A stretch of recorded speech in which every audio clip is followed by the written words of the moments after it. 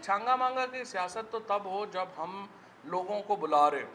मुस्लिम league नून को कोई हम तो नहीं तोड़ रहे हैं।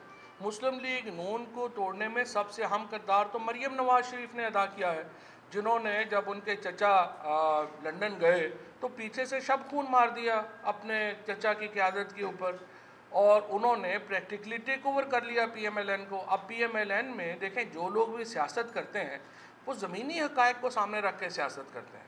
अब मसला ये हुआ है कि वहाँ पे लोगों को समझ नहीं आ रही है कि उन्होंने जो है वो शहबाज शरीफ को फॉलो करना है कि नवाज शरीफ को फॉलो करना है। तो पीएमएलएन के तो अंदर क्राइसिस है इतना बड़ा कि उनको समझ नहीं आ रही उन्होंने करना क्या, लिहाजा लोग टूट रहे हैं। लोगों को पता है कि यहाँ पर जो है वो लीडरशिप नहीं है। हम तो नहीं ये कर रहे, हम तो सिर्फ ये करेंगे कि जो जो मुस्लिम लीग नून से आना चाहता है उसको हम आशियाना देंगे, उनको एक घर देंगे छोटा सा कि वहाँ पे आएँ, बैठें और अपने अपने काम करें, अपने अपने लोगों के काम करें।